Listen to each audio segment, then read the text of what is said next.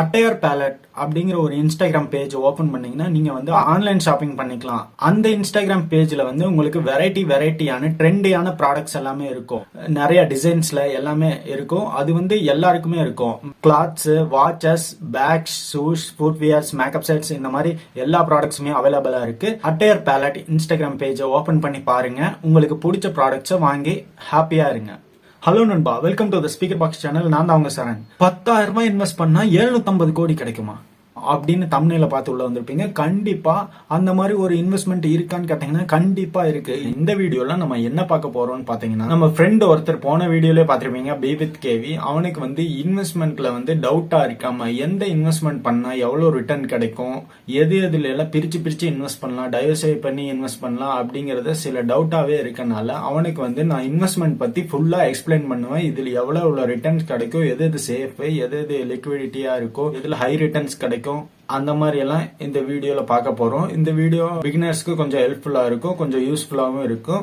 மறக்காம ஃபுல்லா பாருங்க. அதே மாதிரி நம்ம friend channel B with KV சேனலையும் சப்ஸ்கிரைப் பண்ண மறந்துடாதீங்க. நம்ம சேனல்ல money related videos, share market, trading, investment, இந்த மாதிரி வீடியோஸ் வேணும்னா நம்ம சேனலை சப்ஸ்கிரைப் பண்ணி வச்சுக்கோங்க. வாங்க வீடியோக்குள்ள போலாம்.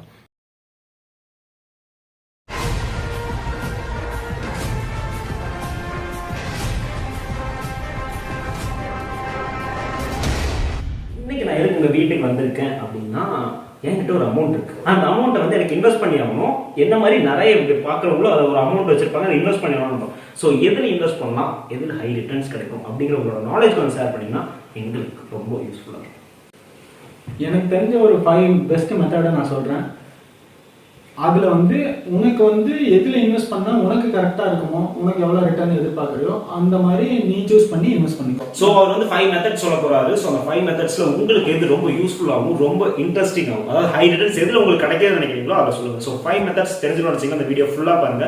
இப்போ ஃபர்ஸ்ட் மெத்தட் என்னன்னா, இப்போ உன்கிட்ட கொஞ்சம் பணம் இருக்கு, அதை வந்து எல்லா மக்களுமே என்ன பண்றாங்கன்னு பார்த்தா பேங்க்ல தான் அவங்க எப்பவுமே போடுவாங்க. ஃபிக்ஸட் டெபாசிட் ஃபர்ஸ்ட் சேவிங்ஸ் அக்கௌண்ட்ல தான் போடுவாங்க. சரி, ஓகே. சேவிங்ஸ் அக்கௌண்ட்ல போடுவாங்க, போட்டுட்டு அதை தேவை இருக்கும் போது யூஸ் பண்ணிக்குவாங்க. அது எப்போ வேணாலும் லிக்விடிட்டினா நம்ம எப்போ வேணாலும் எடுத்துக்கலாம்.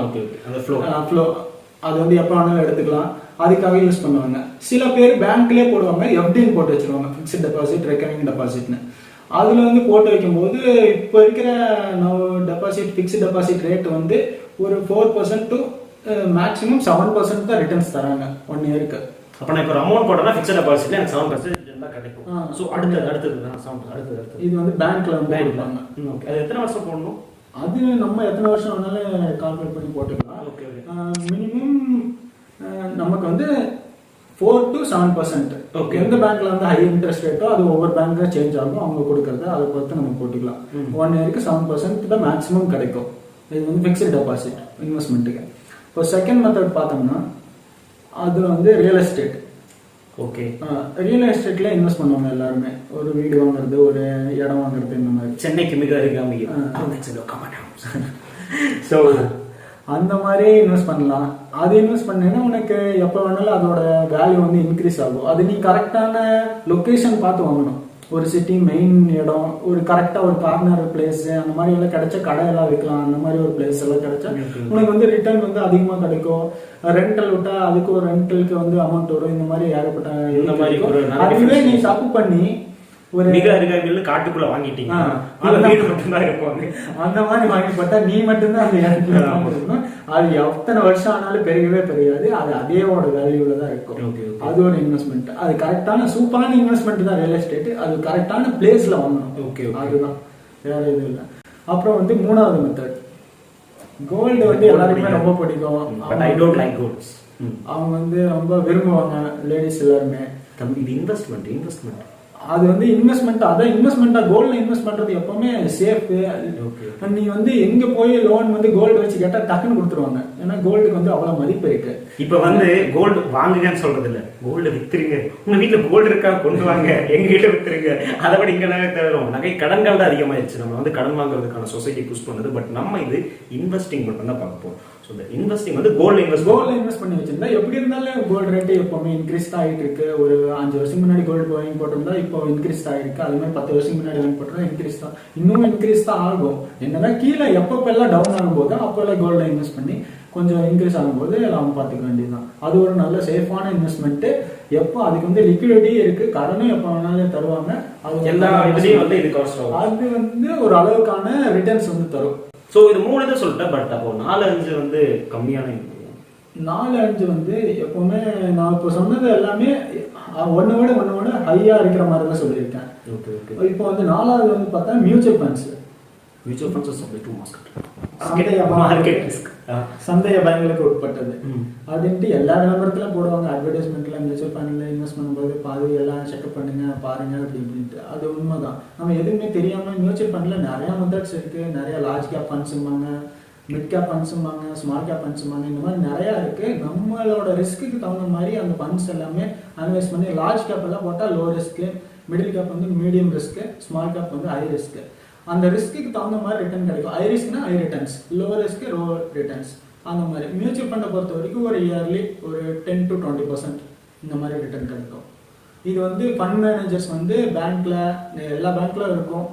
அப்புறம் எல்லா இடத்துல இந்த மாதிரி ப்ரோக்கிங் கம்பெனிஸ் அவங்க எல்லாமே ரன் பண்ணுவாங்க. இந்த மாதிரி எல்லா இடத்துல இருக்கும். நம்ம வந்து இன்வெஸ்ட் பண்ணி நம்ம வந்து ரிட்டர்ன்ஸ் பார்க்கலாம்.